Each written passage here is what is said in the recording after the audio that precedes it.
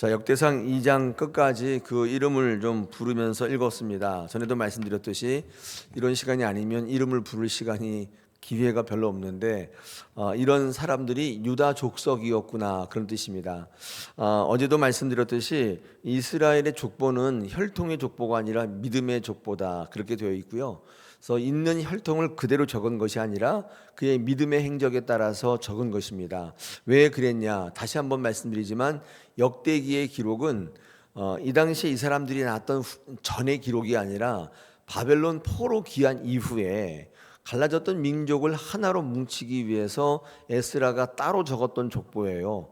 그런 기록이란 말이죠. 그래서 사무엘이나 열왕기에 이미 역사서가 있음에도 불구하고 역대기가 적혀졌다는 그 목적을 한 번 더 기억해 보실 필요가 있습니다. 자, 우리 읽었던 역대상 2장은요, 야곱의 아들들의 족보가 이제 시작되는데 그 중에 유다의 족보가 제일 먼저 언급된다고 말씀드렸죠. 자, 유다의 후손 중에 눈에 띄는 인물이 하나 있는데, 쭉 오늘 읽으셨는데 뭐 각가지 이름이 다 나왔는데 오벳, 살룸 다 들어본 이름들이 몇 개 나오고요. 그 다음에 가장 눈에 띄는, 가장 많은 지면을 할애했던 게 뭐냐면 갈렙의 족보입니다. 갈렙의 이야기를 굉장히 많이 적고 있습니다. 이 이유는 아까도 말씀드렸듯이 갈렙은 혈통에 의한 족보에 들어올 만한 사람은 아니에요. 믿음의 행보로 말미암아 공동체 가운데에 하나님이 원하는 하나로 만드는 공동체의 귀감이 되는 사람이기 때문에 아마도 에스라가 특히 이 야곱, 이스라엘의 족보를 적을 때, 특히 유다의 족보를 적을 때 부각해서 적은 인물이 아닌가 싶습니다. 여러분, 이 족보에 특히 유다의 족보 가운데 갈렙은 42절에서 50절까지 족보치고는 많은 지면을 할애하고 있죠. 여러 이름이 나오는데 다른 사람들은 이름만 달랑 나오는데 이 갈렙은요, 그 신분이 그 족보를 좀 굉장히 오래 적고 있습니다. 42절 거의 42절에서 50절까지 거의 이렇게 적고 있거든요. 자, 그러면 오늘 이 아침에는 유다 족속 가운데 갈렙의 이름이 부각이 되어 있는데 갈렙에 대해서 조금 묵상하고 마치겠습니다. 여러분, 갈렙은 원래 그나스 족속, 즉 가나안 족속 출신의 사람이라고 알려져 있습니다. 이 그나스라고 하는 사람은 창세기 36장 11절에 언급되고 있는데 에서의 자손이라고 되어 있어요. 그러니까 에서의 아들 엘리바스의 자손이라고 기록되어 있습니다. 그러니까 이방 여기 가나안 족속의 하나의 지파예요. 그러니까 갈렙은 순수 이스라엘의 혈통, 즉 이삭의 혈통이 아니고 그나스 족속, 가나안 족속의 혈통이라는 사실을 우리가 알 수 있습니다. 그것도 에서죠. 민수기 32장 12절. 민수기는 이제 우리 열두 정탐꾼의 그 기록이 나와 있는 것을 이제 지나서 21절을 지나서 이 갈렙이 이제 드디어 부각이 되기 시작했던 민수기인데요. 이 민수기에는 이렇게 기록되어 있습니다. 오직 그나스 사람 여분네 아들 갈렙이라고 소개가 되고 있고, 여호수아 14장 6절과 14절에 보니까 갈렙을 여분네 아들로 소개하면서 그나스 사람이라는 말을 강조하고 있습니다. 여기 보니까 그럼에도 불구하고 이 갈렙은 전심으로 하나님을 쫓았다는 평가를 받기도 합니다. 결과적으로 갈렙은 혈통상으로는 순수 이스라엘이 아닐 가능성이 크죠. 가나안 사람임에도 불구하고 외부인인데도 불구하고 유다 사람으로 기록되고 있으며 다른 정통의 유다인들보다도 많은 지면을 할애해서 족보에 적고 있다는 것입니다. 오늘 읽으신 족보 가운데 다른 생소한 이름이 굉장히 많지만 그것보다도 이 갈렙이 이 족보에서 강조되고 있는 의미가 굉장히 큽니다. 우리 그것을 좀 배우면 좋겠습니다. 오늘 이 말씀을 통해서 오늘 역대기는 우리에게 뭐라고 말씀하냐면 출신보다 믿음이 더 중요하다. 외모보다도 믿음이 더 중요하다. 여러분의 믿음의 동기보다도 하나님의 동기가 더 중요하다.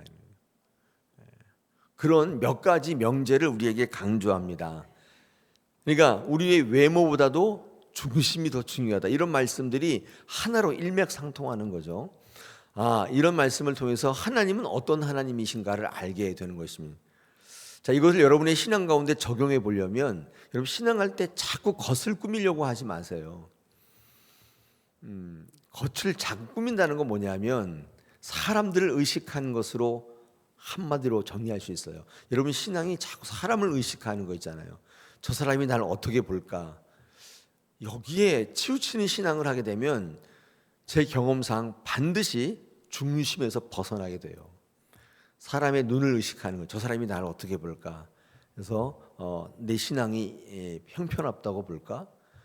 내 신앙이 좋다고 볼까? 여기에 따라서 내 모습을 자꾸 꾸미려고 하는 거잖아요. 근데 여러분이 그런 데 관심이 없으면 잘 안 보이지만 여기 서서 설교하고 목회하는 입장에서 보면 그게 다 보여요.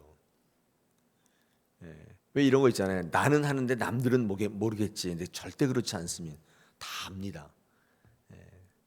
다 알아요. 근데 하나님 모르시겠어요? 하나님이 저분이 중심에서 나에 대한 신앙을 하는지 아니면 사람들을 향해서 하는지 그걸 왜 모르시겠어요?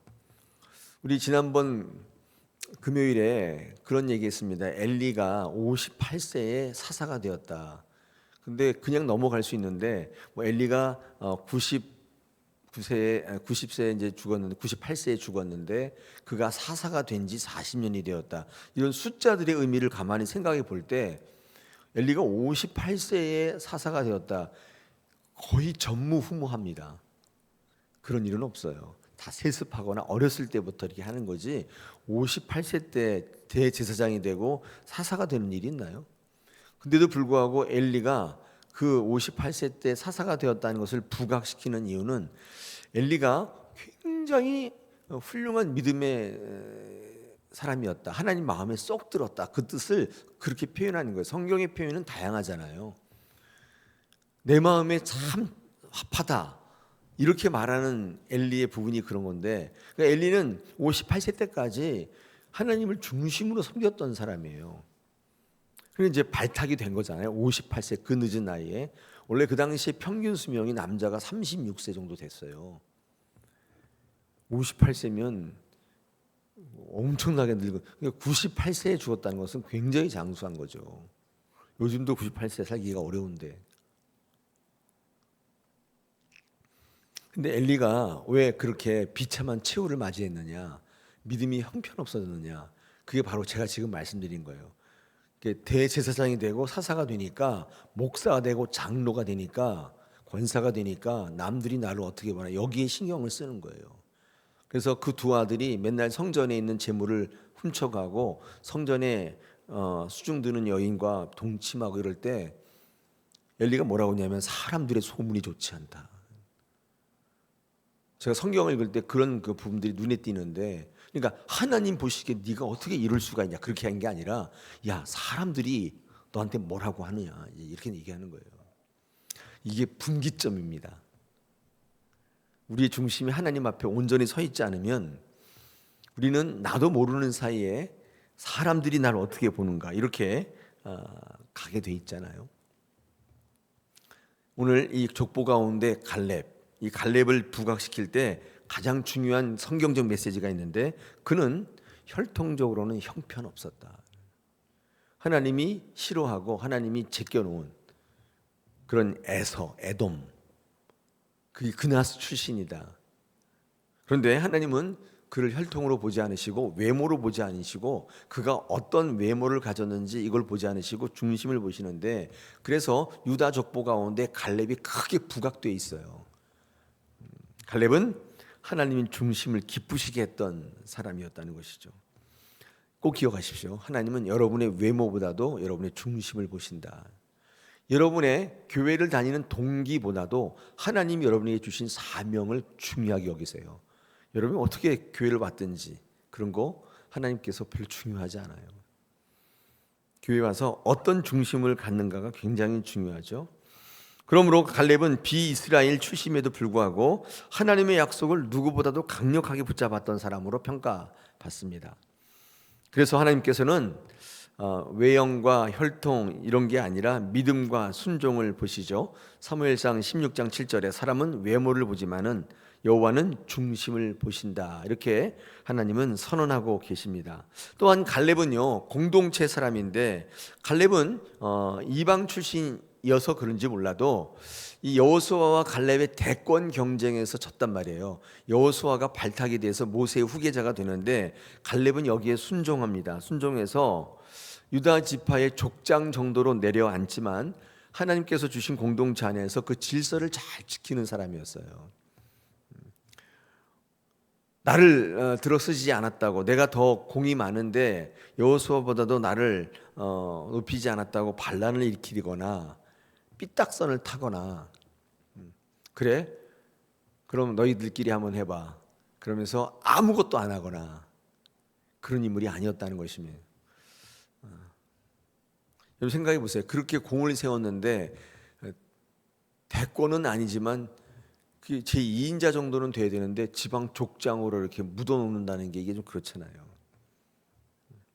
여러분 같으면 교회에서 어떠시겠어요? 열심히 일해가지고 공을 세웠어요. 이것도 하고 저것도 하고 공 세웠는데 사람들이 무시하면 어떻게 해요? 큰 문제가 일어나지 않습니까? 그때 큰 문제가 일어나죠. 근데 갈렙은 그러지 않았다. 공동체 인물이었다고 평가받는 이유가 그런 겁니다. 왜냐하면 이 갈렙은요, 하나님의 질서 안에서 하나님께서 내게 주실 더 큰 것들을 바라보기 때문에 그렇습니다. 여러분 실제로 그래서 이 갈렙은 뭘 받아요? 헤브론 땅을 받잖아요. 여러분 헤브론 땅은요, 아브라함이 받기로 했던 기업의 유산이에요. 그러니까 아브라함의 것을 갈렙이 받는 거예요. 놀라운 일이죠.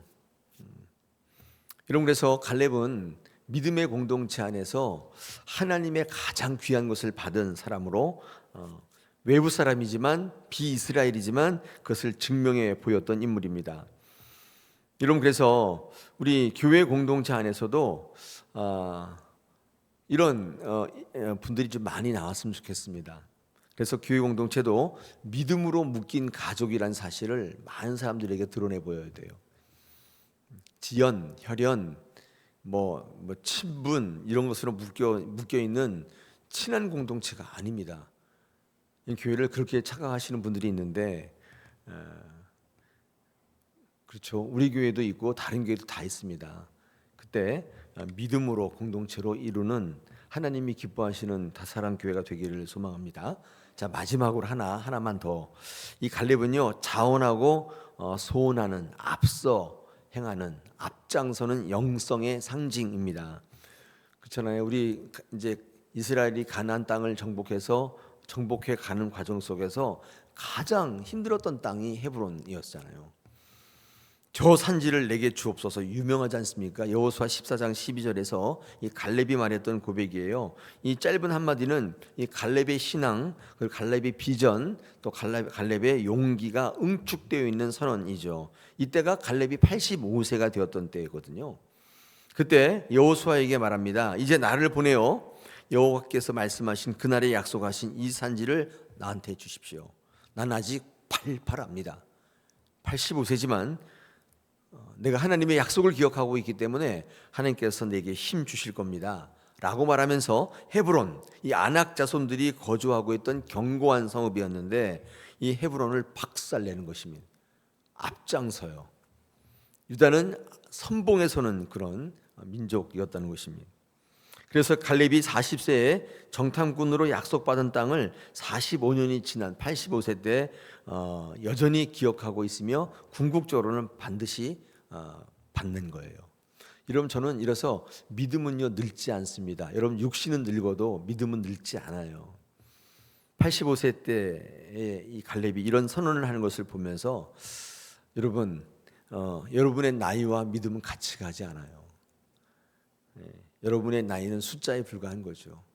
저는 오히려 나이가 드시면 드실수록 믿음은 더 견고해진다고 보거든요. 그래서 시무이는 은퇴해서 안 할지 모르지만 기도의 사역, 예배의 사역은 얼마든지 할 수 있는 거예요. 은퇴하면 예배를 안 나오실 생각을 하시는 분들이 있어요. 참 안타까운 거예요. 그러면 뭐가 되냐면 이제까지 모든 믿음은 예배는 가짜였다는 것을 증명하는 거예요. 여러분 누가 70대까지만 예배하고 말라고 그랬어요? 어떤 성경이 그렇게 얘기하던가요? 나는 70세까지만 딱 예배하고 그 다음부터는 내 마음대로 살아야지. 그런 분이 혹시 계시다면 하나님 앞에 내가 드리는 예배를 한번 잘 생각해 보셔야 돼요. 제가 아버지처럼 여기고 있는 목사님 한 분, 오창한 목사님, 여러분 보셨을 거예요. 이분 지금 이제 내일 모레면 90대시거든요. 근데 새벽 기도를 한번 빠지잖아요. 제가 요 며칠 전에 찾아뵙고 그런 얘기했어요. 아니 목사님 허리도 안 좋고 지금 몸도 안 좋은데 새벽 기도 좀 진짜 쉬세요. 30살 때부터 들으셨대요.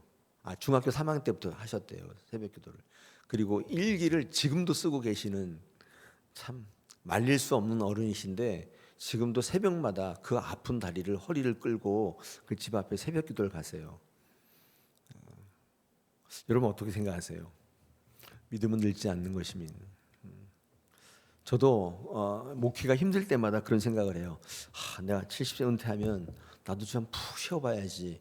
그러면서도 가끔 성경을 묵상할 때 이런 인물을 만나게 되면 하나님께서 내면에게 이렇게 얘기하세요. 네 생각이 아직도 그러하냐? 묻고 계신데 어떻게 해볼 수가 없어요.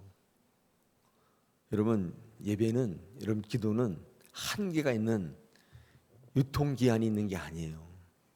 교회 사역은 그래요. 시무에 은퇴하면 안 하잖아요. 그런데 기도와 예배는 끊임없이 하나님 앞에 갈 때까지 하는 거예요. 할렐루야. 오늘도 이 갈렙의 유다 지파의 부각된 갈렙을 묵상하면서 이 새벽에 주시는 말씀들이 좀 있었습니다. 오늘 기억하시면서 여러분의 타산지석으로 경계의 교훈으로 삼으시기를 축복합니다. 우리